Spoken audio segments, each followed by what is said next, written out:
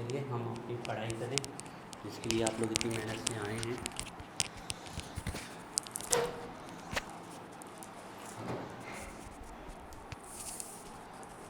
कुछ और कैलकुलेशंस करते हैं related to empirical and molecular formula, then we further study about balancing chemical equation.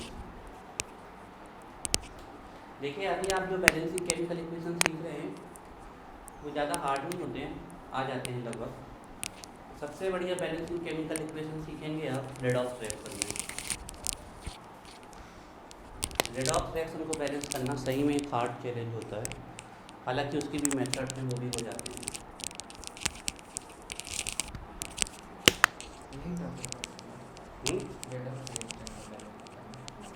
Redox पढ़ना है पहले, मतलब ये टॉपिक है पूरा चैप्टर रेडॉक्स रिएक्शन। जिन जिन चीज़ों से आप फर्दर डील करने वाले हैं इन फ्यूचर, वो सभी चीज़ें 11th में और 12th में आपको पढ़ाई जाएंगी। 11th में बेसिक सबसे ज़्यादा है, 12th थोड़ा बेसिक से आगे पहुंच जाता है, और फिर कॉलेज वगैरह में तो बेसिक कुछ होता ही नहीं है, सीधे आगे चला जाता है। ठीक है, तो कल का क्वेश्चन सॉल्व करते हैं पहले हम।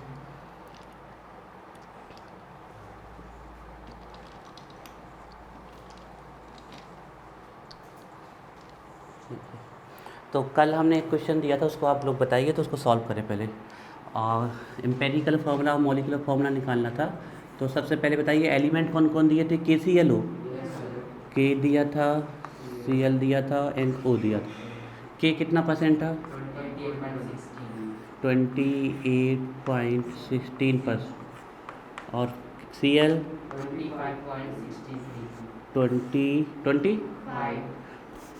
25 एंड ऑक्सीजन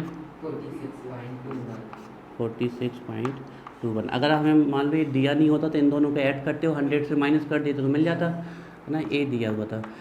मॉलिक्यूलर मास के लिए कुछ दिया गया है, मॉलिक्यूलर दिया है, तो मॉलिक्यूलर मास या इसी को मॉलिक्यूलर फार्मूला मास भी कह सकते हो आप। कितना दिया है? 138.5 यू दे एटॉमिक या एम। देखो अब AMU भी लिख सकते थे, लेकिन हमने बताया था मॉलिक्यूलर के लिए AMU नहीं लगाते, यू या डाल्टन लगाते थे, तो दिक्कत नहीं। और अगर ग्राम में भी लिख दे तो भी कोई दिक्कत नहीं। देखो क्या होता है, रेशियो फिक्स है। जैसे कोई चीज़ का एक मॉलिक्यूल लिखा है तो वो मोल में कितना लिख सकते हैं? एक मोल, क्योंकि रेशियो फिक्स होता है। ध्यान, जैसे हमने लिखा H2 react with O2 to form 2H2। अब आप ये बोल सकते हो कि यहाँ टू मॉलिक्यूल H2 के एक मॉलिक्यूल O2 से रिएक्ट करेंगे, 2 मॉलिक्यूल वाटर बनेगा। रेशियो फिक्स है। आप इसको ऐसा भी बोल सकते थे कि 2 मोल H2 के मॉलिक्यूल की जगह 2 मोल भी बोल सकते हो, क्योंकि अगर 2 मॉलिक्यूल रिएक्ट कर रहे हैं तो पक्का है मोल में कितने मोल रिएक्ट करेंगे? 2 मोल। तो रेशियो फिक्स होता है। आप अब उसका जितना भी नंबर बढ़ाते जाइए। इतनी नॉलेज दिया गया है हमें ना, 138.5 U। चलिए, ये हो गया मॉलिक्यूलर फार्मूला मास। अगर ये नहीं दिया होता तो पेपर डेंसिटी दी गई होती। तो हम इनको सॉल्व करते हैं, आज 4-5 करते हैं जिससे आप अच्छी प्रैक्टिस हो जाए। देखिए एक चैप्टर के जान हैं क्वेश्चंस, ये बहुत ही अच्छे क्वेश्चंस होते हैं और इनको बिल्कुल अवॉइड नहीं किया जा सकता है। तो हम टेबल बनाएंगे। तो सबसे पहले टेबल होगी हमारी एलिमेंट्स की ना। देखो ध्यान रखना है ना। तो सबसे पहले हम बनाएंगे एलिमेंट्स की टेबल। तो एलिमेंट्स में हमें क्या दिया हुआ है? K, Cl एंड ऑक्सीजन दिया हुआ है ना। इसके बाद जो हमारी सेकंड टेबल होगी वो इनके परसेंटेज की होगी, है ना। ध्यान रखिएगा, तो जो सेकंड टेबल होगी वो हमारी इनके परसेंटेज की होगी। कौन कितना परसेंट दिया है? 28.16, 25.63, 46.21। अब इसके बाद जो तीसरी टेबल है वो आपको स्वयं ही पता होनी चाहिए, एक कभी भी क्वेश्चन में नहीं बताई जाएगी आपको। दैट इज एटॉमिक मास यानी को आप ग्राम एटॉमिक मास भी लिख सकते हो, मोलर मास भी लिख सकते हो। तो पोटेशियम का 39, क्लोरीन का 35.5 एंड ऑक्सीजन का 16। ये हमें पता खुद है, ये किसी ने बताया नहीं है हमें इतना। अब इतने वैल्यू आपको क्वेश्चन में दी जाएगी।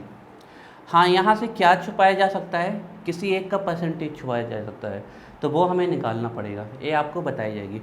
अब इस टेबल के माध्यम से आपको कहाँ तक पहुँचना है, एम्पेरिकल फार्मूला तक, क्योंकि एम्पेरिकल फार्मूला से हमें मॉलिक्यूलर फार्मूला कैसे निकालना है वो हमें पता है। तो सबसे पहले हम निकालते हैं रिलेटिव नंबर ऑफ एटम्स, ठीक है ना। या आप शॉर्ट में क्या निकल देख सकते हो, हम क्या निकाल रहे हैं, मोल्स। जो रिलेटिव एटम्स होते हैं वही हमारे क्या होते हैं, मोल्स होते हैं। क्यों हम ऐसा क्यों कह रहे हैं, वो भी उसके पीछे का लॉजिक भी देख लेते हैं। रिलेटिव एटम्स निकालेंगे हम, जो कि हम मोल्स भी कह सकते हैं यहाँ पर। इसका रीजन ये है, यहाँ हम क्या डिवाइड करने वाले, परसेंटेज, और डिवाइड किससे, एटॉमिक मास से। ये जो परसेंटेज हम निकालते हैं किस बेस पे दिया होता है, मास के बेस पे। और ये एटॉमिक मास, जिसको मोलर मास भी कह सकते हैं, और mass divided by molar mass क्या मिलता है हमें, मोल। तो ये आप मोल भी लिख सकते हो यहाँ पर, मोल्स। इसको निकालने का तरीका है कि परसेंटेज को किससे डिवाइड कर दो आप, एटॉमिक मास से। तो पहला परसेंटेज है 28.16 और इसका एटॉमिक मास है 39। इसका परसेंटेज है 25.63 और एटॉमिक मास है 35.5। इसका परसेंटेज है 46.21 और डिवाइडेड बाई 16। अब हमें यहाँ रिलेटिव नंबर ऑफ एटम्स मिलेंगे। ये एटम्स हमें इसलिए चाहिए क्योंकि हमें इसके बाद क्या निकालना है, सिंपल रेशियो निकालना है ना। तो देखते हैं कि सिंपल रेशियो निकालने के लिए पहले हम रिलेटिव नंबर ऑफ एटम्स लाते हैं कि नहीं। हमें सिंपल रेशियो निकालना है, या सिंपल होल नंबर रेशियो भी आप लिख सकते हो, ठीक है। सिंपल रेशियो में निकालना है। तो 28.16 कन्फर्म है, 0.722,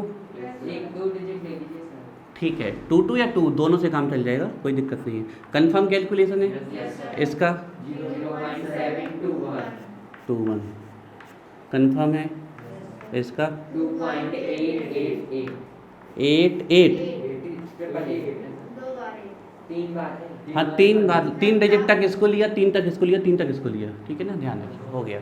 तो इसमें भी 3 सिग्निफिकेंट फिगर, इसमें भी 3 और इसमें भी 3, ठीक है। अब हमें रिलेटिव नंबर ऑफ एटम्स निकालना है, तो इन तीनों में सबसे छोटी वैल्यू देखनी है 2 और उससे प्रत्येक को क्या कर देना है, फर्दर डिवाइड कर देना है। तो 0.722, थोड़ा बहुत अप्रॉक्सीमेशन चलेगा, ये आपको ध्यान रखना है। 0 और उस वैल्यू को जिसने आप सबसे छोटी वैल्यू ली है ना, उसको भी खुद से डिवाइड करना है। 0.721 डिवाइडेड बाई 0.721 और ये 2.88 डिवाइडेड बाई 0.721। अब ये तो देखो पूरी स्वयं ही जा रही है 1। ये तो हमेशा ही कन्फर्म है कि सबसे छोटी वैल्यू का 1 ही आएगा, क्योंकि वो उसी से डिवाइड होने वाली है। ए 21 है यहाँ पर, लगभग है ना, वही है 1 लगभग 1 ही आ जाएगा, अप्रॉक्सीमेशन लेके जाएं। वो छोटा सा डेसिमल आएगा 0 करके। और इसको देखें 7, देखो ये पहले हम यहाँ पर कॉमन सेंस, आप कॉमन सेंस से करें, आप लोगों ने कैलकुलेट कर लिया वो ठीक है। हम अगर 7 को ले जाएं 3 टाइम तो 2.1 के आसपास पहुँचेंगे हम। 7 3 या 21, 7 4 या 28, तो 4 टाइम में हम कहीं इसके आसपास पहुंच रहे हैं। तो हम इसको देखते हैं, 2.88 को 4 टाइम्स करें तो कितना आ रहा है, 2.88 4 टाइम्स, तो 32 फॉरवर्ड 3 कैरी फॉरवर्ड 3, फिर 32 और 3 35, अच्छा 42 यहाँ 3 आई थी ना, 32 फॉरवर्ड 3 ओके, 32 और 3 35, फिर फॉरवर्ड 3 और 4 2 जा 8 एंड 3, तो ये 11.522। अच्छा इसको थोड़ी करना है, हम किसका कैलकुलेशन कर रहे हैं, आप लोग मज़े से बोले जा रहे हो, सही है सर। 0.721 को 4 टाइम्स लेना है भाई। 4 1 जा 4, 4 2 जा 8 और 4 7 जा 28। 1 2 3 1 2 3 2.88 लगभग जा रहा है 4 टाइम्स में। अब यहाँ पर लिखा जाता है simplest ratio, simplest whole number ratio, simplest ratio या सिंपलेस्ट होल नंबर रेशियो लिखा जाता है, या सिंपलेस्ट होल नंबर रेशियो। अगर यहाँ का जो रेशियो है वो पूरा पूरा एक नंबर आ चुका है तो फिर ये वाली टेबल बिल्कुल यही वाली टेबल होगी, या आप इसको अवॉइड भी कर सकते हैं, ना भी बनाएं। लेकिन अगर यहाँ कोई भी वैल्यू फ्रैक्शन में आती है, अब वो फ्रैक्शन थोड़ा होना चाहिए, ऐसा नहीं कि 1.01 को 1 ही मान लेंगे। एक बड़ा फ्रैक्शन होगा तो फिर एक ऐसे नंबर से मल्टीप्लाई करेंगे, छोटे से छोटे ऐसे नंबर से हम मल्टीप्लाई करेंगे कि इस टेबल में वो कैसा आ जाए, होल नंबर। तो इस टेबल को अभी आप अवॉइड भी कर सकते थे क्योंकि ये वाली टेबल जस्ट इसकी कॉपी होगी।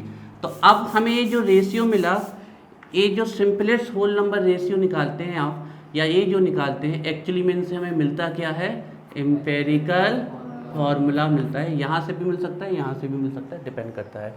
तो K कितना आया, K एम्पेरिकल फॉर्मूला मिला हमें, K1 है, ClV 1 आया है और ऑक्सीजन 4 आया है। ये हमारा एम्पेरिकल फॉर्मूला आया। अब हमें जाना है मॉलिकुलर फार्मूला तक, एम्पेरिकल फार्मूला से हमें मॉलिकुलर फार्मूला तक जाना है। देखते हैं।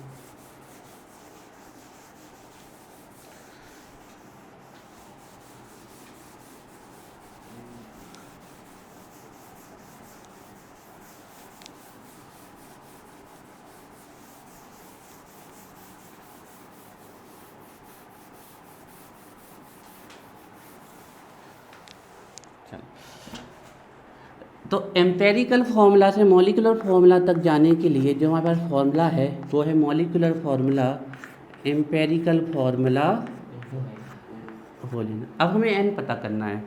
इस n को पता करने के लिए हमें एक फार्मूला पता है, n इक्वल होता है molecular formula mass divided by empirical formula mass.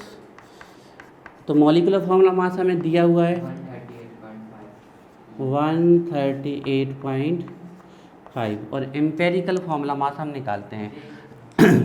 K का कितना होता है 39, क्लोरीन का कितना होता है 35.5 और एक ऑक्सीजन का 64।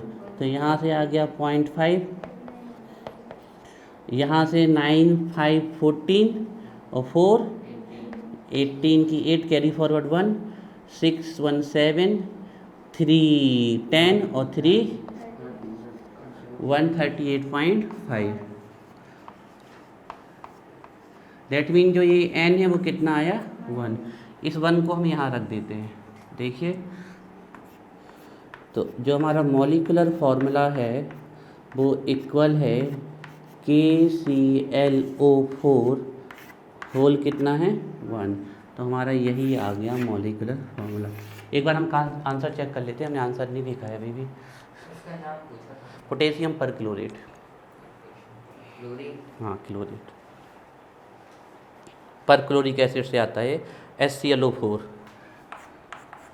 इससे आता है।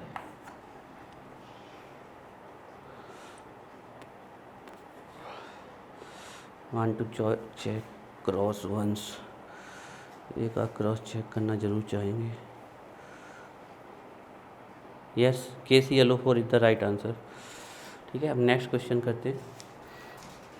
चलिए, तो आप लोग पहले से किए हुए थे तो ये तो बड़ा इजीली हो गया। अब नेक्स्ट चलते हैं जिसमें हम आपको थोड़ा मज़ा आएगा।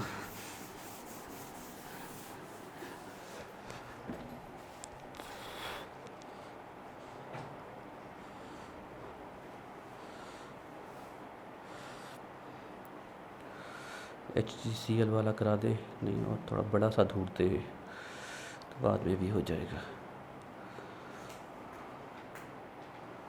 ये वाला कर लेते हैं। चलिए, ये क्वेश्चन बढ़िया है। ठीक है, डेटा वाइज लिख लेते हैं क्वेश्चन, इतनी डिटेल में लिखने की ज़रूरत नहीं है। An organic compounds contain 61% carbon,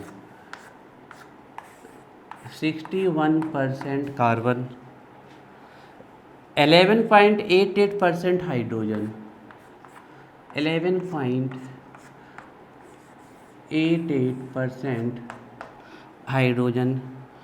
find its empirical formula, इसका एम्पेरिकल फार्मूला निकालना है हमें। Find its empirical formula and it's molecular formula, साथ में आपको इसका मॉलिक्यूलर फार्मूला भी निकालना है। और इसकी वेपर डेंसिटी दी गई है 59। ठीक है, चलिए इस क्वेश्चन को करते हैं। Vapour density 59। हाँ, अब यहाँ देखें हम इसको, एक बढ़िया क्वेश्चन है। इस क्वेश्चन में हमें पहले नंबर परसेंटेज 100% नहीं दिख रहा, मतलब कुछ हिडन है। और इनने शुरू में लिख रखा है ऑर्गेनिक कंपाउंड, ऑर्गेनिक कंपाउंड। अब ऑर्गेनिक कंपाउंड में कोई थर्ड एलिमेंट फिक्स नहीं रहता है। ये थर्ड एलिमेंट वो कुछ भी हो सकता है, वो सल्फर भी हो सकता है, वो नाइट्रोजन भी हो सकता है, कुछ भी हो सकता है। लेकिन सबसे पहले जो ऑर्गेनिक कंपाउंड की डेफिनेशन आई थी उसमें ये कहा जाता था कि उनमें कार्बन, हाइड्रोजन और ऑक्सीजन होंगे, ये है। तो आपको कभी भी अगर तीसरा एलिमेंट गिवन नहीं है, बताया नहीं गया, तो आपको हमेशा क्या मानना है, वो ऑक्सीजन ही माननी है। ठीक है, तो अब हम ऑक्सीजन का परसेंटेज निकाल लेते हैं। तो ऑक्सीजन का परसेंटेज हमें निकालना है, तो 100 माइनस करना पड़ेगा हमें किसके परसेंटेज से, कार्बन प्लस हाइड्रोजन के परसेंटेज से। जब 100 माइनस करेंगे तो हमें ऑक्सीजन का मिलेगा। तो कार्बन प्लस हाइड्रोजन का देख लेते हैं कितना है। ठीक है, तो देखिए 61, 1 इसको दे दो तो 62, 72.88, ये आ गया हमारा इन दोनों का परसेंटेज। अब 72.8 को निकालो आप, तो यहाँ से बच्चा आपका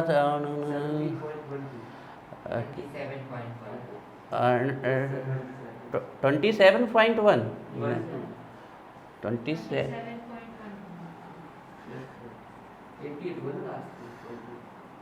एक मिनट 78 यहाँ पर है, 70। 72.88 आएगा। अच्छा, यहाँ पर 88,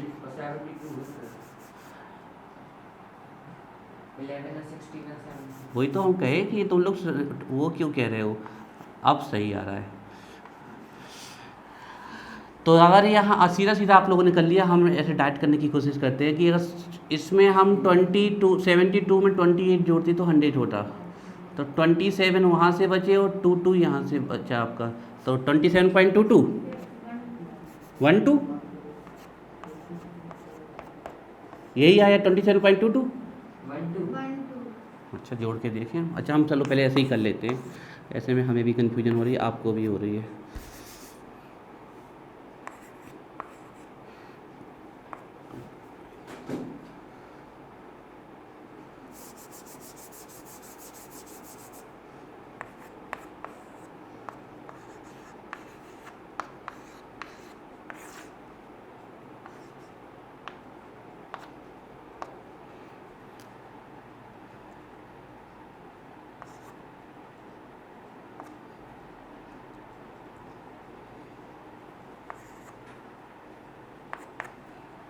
तो 27.12%, this is the percentage of oxygen. लिख लीजिए इसको।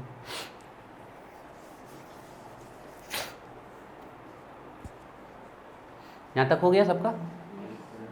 चलिए,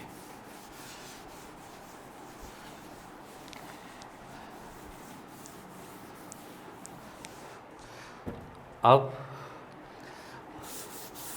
सबसे पहले टेबल्स बनाते हैं। तो हम सबसे पहले लिख रहे हैं आपके एलिमेंट्स।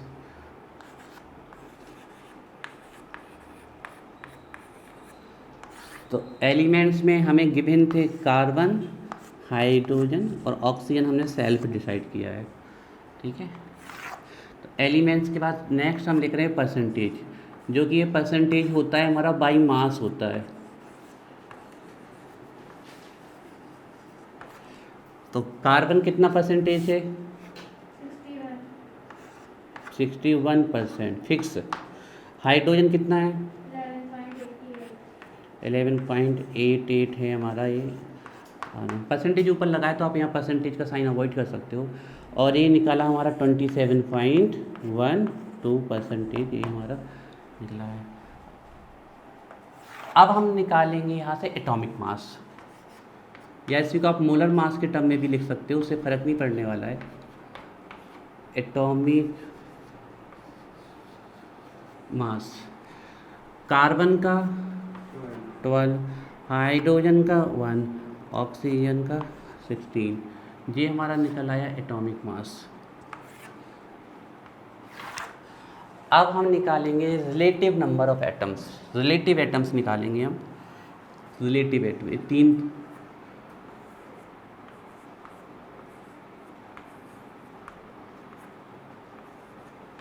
तो अब हम निकालेंगे रिलेटिव एटम्स। एक्चुअली में हम मोल निकाल रहे हैं। ये मोल ऐसे हुआ कि ये हमें परसेंटेज बाई मास दिया रहता है, और एटॉमिक मास भी एक प्रकार का क्या है हमारा मोलर मास, या आप ग्राम एटॉमिक मास बोल ले, ठीक है ना। तो ये ग्राम एटॉमिक मास है जो हमारा एटॉमिक मास हुआ ग्राम। तो ये हमारा mass divided by molar mass, ये क्या निकलते हैं हमारे परसेंटेज। आपने परसेंटेज कंपोजिशन कल निकाला था, तो परसेंटेज हम कैसे निकाल रहे थे? बाई सबका, जिसका निकालना पड़ता था उसका मास ऊपर रखते थे और टोटल मास कहाँ रखते थे? नीचे, और 100 से करते थे मल्टीप्लाई। तो वो जो परसेंटेज निकल कर आता था, मास से मास को डिवाइड करते थे तो निकलता था। तो ये परसेंटेज कैसा होता है? बाई मास होता है, इसलिए मोल। तो रिलेटिव नंबर ऑफ एटम्स का निकालने का तरीका है percentage divided by atomic mass. तो इसको निकालने का तरीका है percentage divided by atomic mass. तो 61%, 12 5 जा 60, 12 5 जा 60, 0 1 में नहीं जाएगा तो 10 करेंगे, अभी भी नहीं जा रहा तो कितना करेंगे? 100 करेंगे। तो यहाँ एक 0 लगाना पड़ेगा मिस्टर। अब आपका 12 जा 96, तो 5.08 आ गया ये हमारा। अब 11.88 पर को डिवाइड करना है हमें 1 से, तो यही आ जाएगा, 11.88 ही आ जाएगा। अब डिवाइड करना है 27.12 को डिवाइड करना है 16 से। तो फर्स्ट टाइम तो आपका 1 टाइम से जाएगा, 1.695। ओके चलिए ठीक है, 1.695 कर दे। चलिए ठीक है। अब हमारी नेक्स्ट टेबल है simple ratio of atoms. Simple ratio निकालना है हमें एटम का। Simple ratio of atoms, simple ratio of atoms हमें निकालना है। इसका तरीका है सबसे छोटी वैल्यू से पूरा डिवाइड कर दो सबको। तो सबसे पहले इस वैल्यू को डिवाइड करते हैं हम 5.08 डिवाइडेड बाई 1.69 को हम 1.7 लिख लेंगे।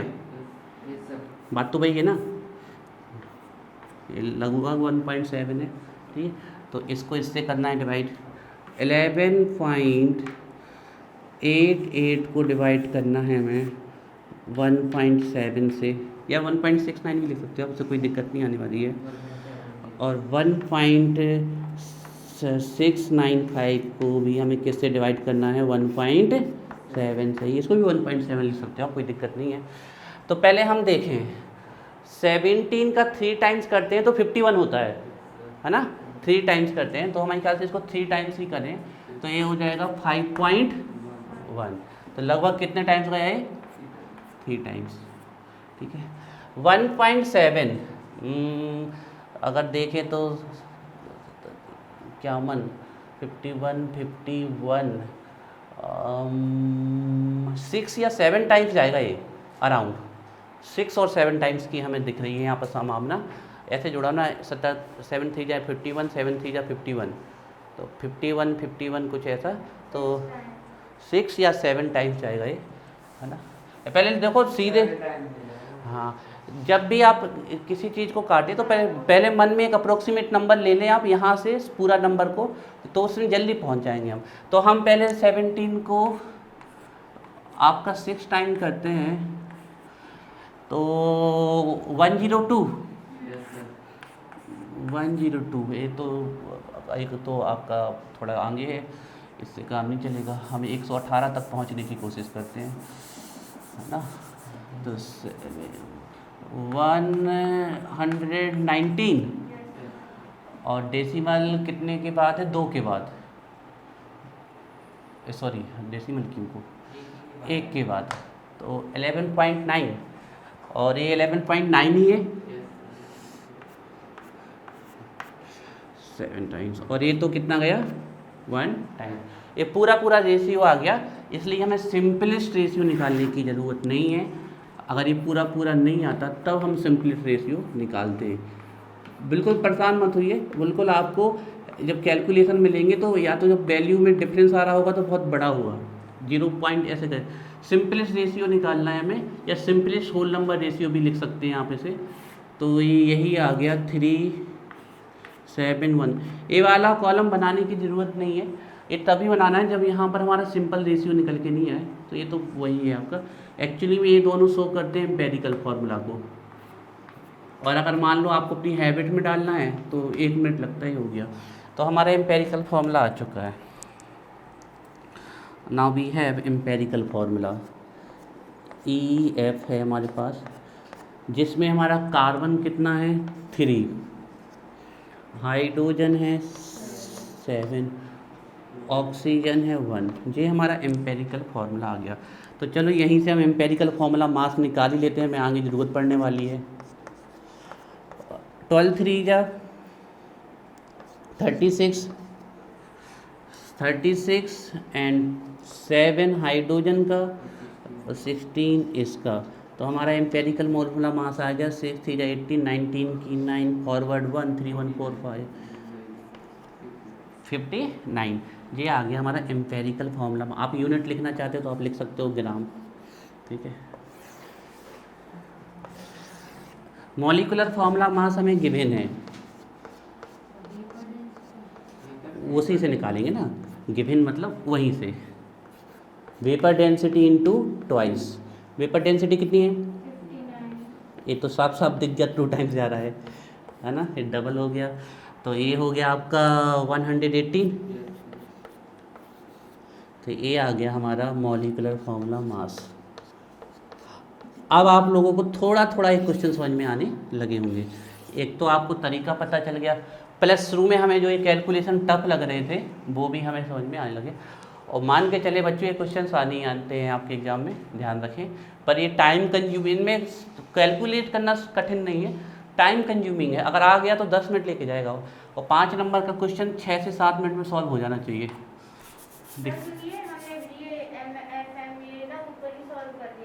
तो फिर दोबारा लिखने की जरूरत नहीं है, दोबारा लिखने। अब हम ले आते हैं मॉलिक्यूलर एन ले आते हैं। तो एन हो जाएगा molecular formula mass, empirical formula mass. तो मॉलिक्यूलर फार्मूला मास है 118 और एम्पेरिकल फार्मूला मास है 59। तो एन फैक्टर आ गया 2। तो अब हम निकाल लेते हैं मॉलिक्यूलर फार्मूला, जो कि होगा n times of empirical formula, n times of empirical formula.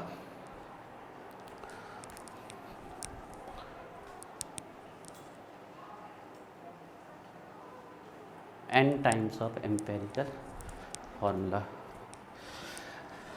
तो फर्दर यहीं कर देते हैं, आगे क्या जाना है तो आगे कर लेते हैं यहाँ कहीं। तो वहाँ पर बहुत ज़्यादा डेंसिटी हो गई है वर्ड की। तो मॉलिक्यूलर फार्मूला इक्वल है एम्पेरिकल फार्मूला 3